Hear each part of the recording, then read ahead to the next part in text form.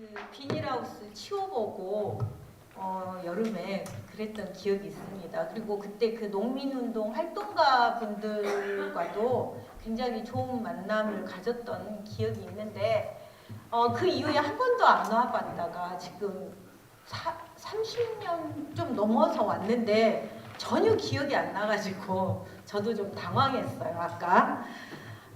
그리고 그래도 동강 온다니까 기분이 너무 좋았습니다. 그 30몇 년 전에 기억들이 조금씩 난 것이 정말 즐거웠고 즐거웠습니다. 그리고 지금 제가 왔을 때 굉장히 그 월파 서민호 선생에 대해서 그 막 고흥이 낳은 위대한 인물 해가지고 열심히 그 칭찬을 하고 계셨는데 저는 사실 칭찬일세 것은 아닌 것을 미리 밝혀두고 저는 이제 인간이니까 역사 속에서 살아간 인물들이 완벽한 인물은 전혀 없다고 생각합니다.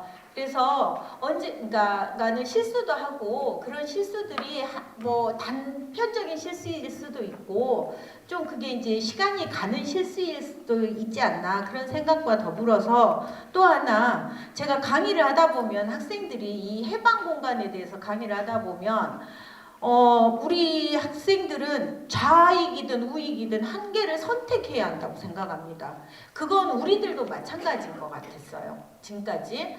근데 그러니까 과거의 사실은 이미 이제 벌어졌고 그것을 우리는 선택하는 게 아닙니다. 역사학자들이 이제 그걸 가지고 해석을 할 뿐인 겁니다. 그래서 제가 오늘 그 서민호 선생의 해방공간에서 활동에 대한 것도 발표를 하다 보면 그분의 선택들 그리고 그 선택에 대해서 제가 박하게 할 수도 있는 거고 훌륭하게 할 수도 좋게 그 평가를 할 수도 있고 이것은 좀 그 더 참을성 있게 두고 봐야 한다고 생각합니다. 제가 서민호 선생에 대해서 개인적인 억하심정이 있다거나 그런 건 전혀 아니기 때문에 미리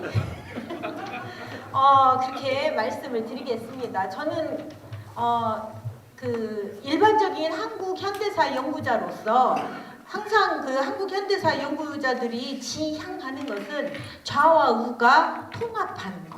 이것에 대해서 굉장히 높게 평가를 하기 때문에 그들이 평가해서가 아니라 저도 그게 옳다라고 생각하기 때문에 이제 그런 속에서 당시 해방공간 살아갔던 사람들이 좌와 우 선택의 기로에서 한쪽에 너무 매몰되다 보면 이제 좀 오버 액션도 보이는데 그런 것들에 대한 이제 평가들을 제가 하는 것이고 그래서 그냥 있는 그대로 것들을 좀 들어주셨으면 고맙겠습니다. 이게 이제 머릿말이고요.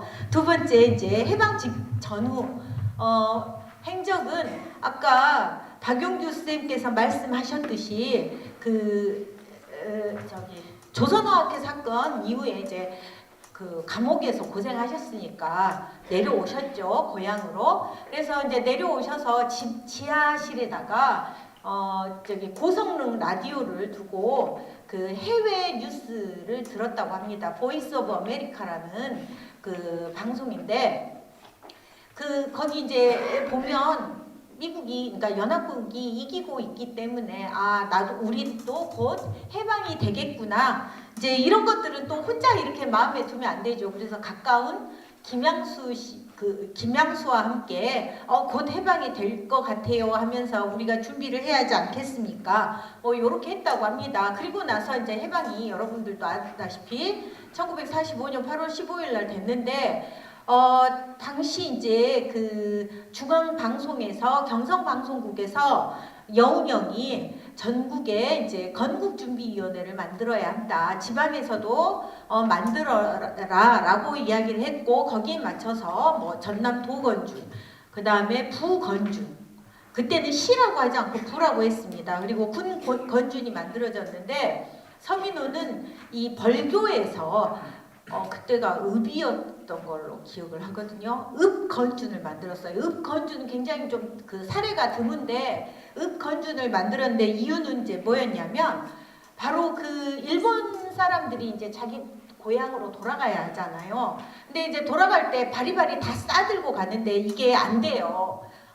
그 액수가 정해져 있습니다. 근데 여러분들 같으면 만약 어디 왜 그 갈 때 놔두고 가지 않겠죠. 가지고 갈 수 있는 거 다 가지고 가려고 하겠죠. 근데 그건 우리나라에서 만들어진 그 재화입니다. 그러니까 우리나라 사람들은 그거 다 가지고 가게 하면 안 돼요.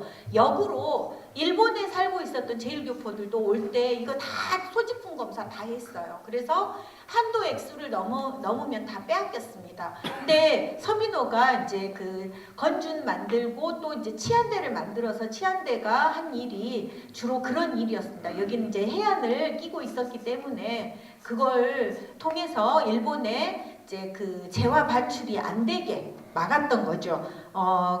그리고 이제 근데 그 서민호 회고록을 보면 그때도 본인은 굉장히 좌익들에게 좀 그 박하게 했다. 지금 굉장히 말을 순화해서 제가 하는 겁니다. 박하게 했다라고 본인의 회고록에도 그렇게 나와 있습니다. 당시 해방 무렵에 우리나라의 그 대부분의 독립운동과 관련된 사람들은 좌파 쪽이 많았기 때문에 그들은 신망을 굉장히 많이 얻었는데 어떻게 보면 이제 그들에게 굉장히 박하게 할 수 있었던 것은 벌교이기 때문에 가능하지 않았나 그런 생각은 듭니다. 이제 이것이 다 알려지게 됐고 결국은 이것 때문에 이제 광주에서 서민호를 잡으러 옵니다. 이것은 이제 이 부분은 이제 당시 건준이나 인민위원회에서 서민호를 잡으러 왔고 그리고 광주 교도소에 이제 가뒀다고 해요. 여러분들 저는 한 번도 교도소에 들어가 본 적이 없지만 그 답답한 속에서 언제 나갈지 모르는 속에서 쌓이는 것은 나에 대한 반성보다는 나를 여기에 넣은 사람들에 대한 적개심이 더 컸겠죠. 그것은 어떤 사람이나 다 그렇다라고 생각을 합니다. 그러면서 본인도 회고록에다가 그 사건을 계기로 해서 나는 반공에 대해서 더 강화됐다라고 표현을 합니다. 이제 그리고 나서 이제 이 사람이 풀려 나온 것은 미군이 전남의 진주해서입니다. 전남에 미군이 언제 이제 그 들어오냐면 10월 23일부터예요. 그러면 이제 그 이전에 그걸 뭐라고 하죠? 그 미리 앞에 와서 이렇게 한번 이렇게 보고하는 척후병, 예, 척후병이라고 하나요? 이런 사람들이 가끔 한 명씩 이제 와서 이렇게 이제 자기들이 원하는 거 파악하고 이제 돌아가긴 했는데 본격적인 그 미군이 들어온 것은 23일부터입니다. 제가 이 이야기를 하면 왜 지방에도 미군이 들어와야 돼요? 라고 물어보는데 1944년 하반기부터 한반도에는 일본군들이 엄청나게 많이 있어요. 10개 사단이 넘는 걸로 제가 알고 있습니다. 저는 군대를 다녀오지 않았기 때문에 이런 부분들이 좀 약하긴 한데 10만 명이 넘은 숫자, 10만이 아니라 훨씬 더 많은 숫자가 있었고 전남에 아마 그 정도 있지 않았나 그 생각이 듭니다. 그러니까 얘네들이 암만 일본 왕이 눈물을 흘리면서 우리 무조건 항복해야 한다고 해도 이들은 무기를 들고 있었기 때문에 이들을 무장 해제시켜야 할 군대가 들어와야 했어요. 그래서 38선을 기점으로 해서 남쪽은 미군이 진주를 하고 북쪽은 소련군이 진주하기로 이제 합의를 한 것이고, 근데 이게 이제 10월 23일 날 들어왔는데 들어와서 그 서민호는 풀려났고 서민호가 미국에 유학 갔다 왔다고 아까 박용규 선생님 말씀하셨죠. 영어가 됐겠죠. 그래서 그 미 군정 사람들하고 이제 대화를 했는데 그 전에 이제 나오고 나서 잠시 서울 가서 또 상황을 파악하고 거기서 이제 언더우드를 만나서 언더우드에게 이제 추천장을 받았다라고 합니다. 10월 23일 날 들어와서 11월까지 도지사가 지금 여기서 도지사는 미군이에요. 미군 도지사가 3명 정도로 계속 바뀌어요. 그런데 이제 그 중에 그들 들어온 도지사로 들어온 사람들은 군인입니다. 그래서 결국 한국인 조력자가 필요했고 그 조력자들은 영어를 잘한 사람이어야 됐어요. 그래서 린트너가 이제 그 도지사였을 때 린트너 파트너가 된 사람은 최영욱이었습니다. 최영욱이란 사람은 자기 처형 처형이 그 김규식 그 아내였어요. 김규식 아시죠? 그래서 그러니까 그 김규식은 우리나라에 이제 중독파로 널리 알려졌는데 그리고 또 최영우 그 형은 최흥종이라는 목사고 이 목사가 여러분들 요즘 그 문제가 되는 정율성의 그 외가 사람이에요. 외가 사람. 그러니까 광주도 이제 굉장히 커뮤니티가 좁아가지고 뭐 다 거의 비슷비슷한 사람들이 다 있는데, 그러니까 이 목사의 동생이고 이 사람도 기독교 신자인데 이 사람이 무슨 얼마나 그러니까 공산주의에 우호적이었겠어요. 그럼에도 불구하고 서민호는 최영욱을 좌파에 몹시 가까운 사람이라고 평가를 해놨어요. 그러면 굉장히 이제 별로 안 좋게 했겠죠. 근데 이제 우선 시작은 최영욱은 도지사 대리였고 서민호는 광주시장 대리로 시작을 합니다. 제가 제 논문에 46년 3월에 광주시장에 그러니까 한국인 시장으로 그 발령이 났다라고 했는데 이번에 이 글을 쓰면서 그 옛날 신문을 다시 한번 뒤졌더니 12월에 시장 신문 기사에 광주시장이 그 농업학교 졸업식에 참석했다라는 기사가 있어가지고 그러면 그 전에도 이미 시장이었구나. 제 논문이 이제 틀린 것이 돼버려가지고 이걸 어떻게 해야 할지 저도 지금 난감한데 10몇 년 전에 발표한 거라.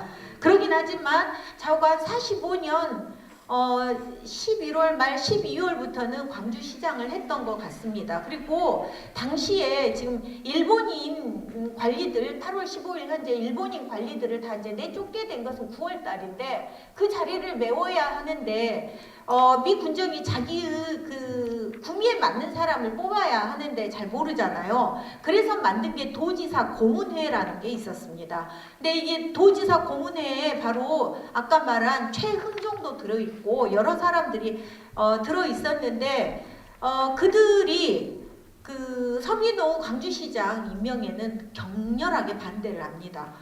그 이유는 그 도지사 고문의 사람들이 남긴 기록이 없고 서민호한테만, 그러니까 서민호만 기록을 남겼어요. 근데 서민호는 그 사람들이 색깔이 문제가 있다는 식으로 써놨어요. 그 좌파의 우호적인 중도파, 자기들은 중도파라고 하는데 아니다, 좌파다라고 그렇게 써놨습니다. 그러면서 이제 도지사 고문회와 서민호 간의 알력이 있었는데 46년 3월부터는 서민호가 좀 더 승기를 잡은 것 같습니다. 그러면서 이제 그 이후에 제가 이 글에는 써놓지 않았는데 보면 46년, 47년에 이 좌파 탄압이 어마어마하게 심하거든요. 근데 거기에 서민호가 직간접으로 다 연관이 돼 있습니다. 그래서 당시에 서민호 이제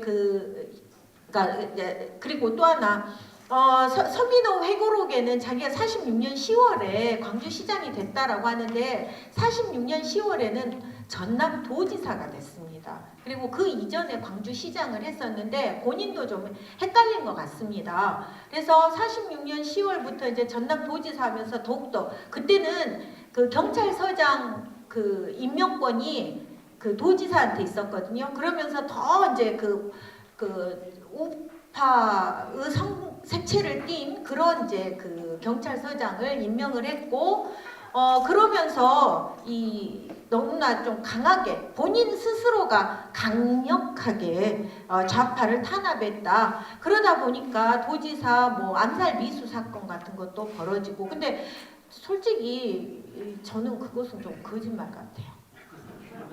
본인은 그러니까 자기 죽이려고 했다고 하는데 좀 말이 안 맞는 부분들이 다른 이제 기록들과 찾아보면 좀 말이 안 맞는 부분이 많은데 그걸 여기에 써놓진 않았어요. 왜냐하면 그거 써놓으면 빼도 박도 못하고 여러분들한테 분노를 일으키지 않을까 싶어서 그냥 이렇게 말로 하려고 그 부분은 뺐습니다.